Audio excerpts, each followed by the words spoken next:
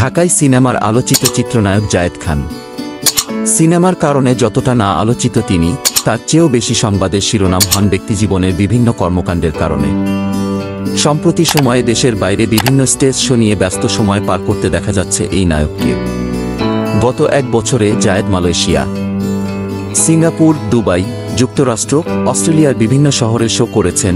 এরই ধারাবাহিকতায় আগামী 22 লন্ডন, যুক্তরাজ্য যাচ্ছেন এই নায়ক। পরের মাসে আবার যুক্তরাষ্ট্র, কানাডার বিভিন্ন স্টেটে শো করতে যাবেন তিনি।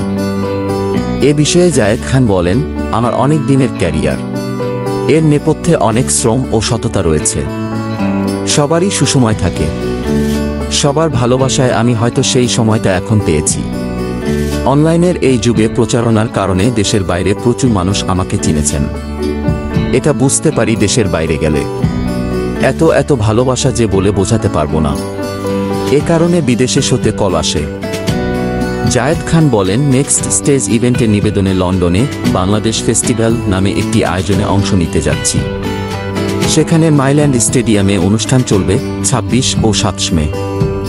লন্ডনের অন্যতম বড় স্টেডিয়াম, সেখানে 20,000 প্রবাসীর সামনে পারফর্ম ও উপস্থাপনা করব।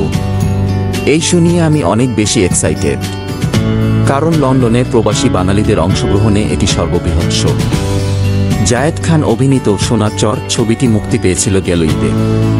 তিনি জানান, মুক্তির পর তিনি দর্শকের কাছ থেকে নিজের অভিনয়ের প্রশংসা পান।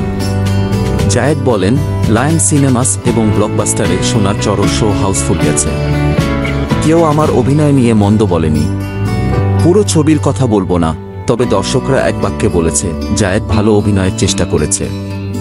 এতে আমি অনেক অনুপ্রাণিত হয়েছি।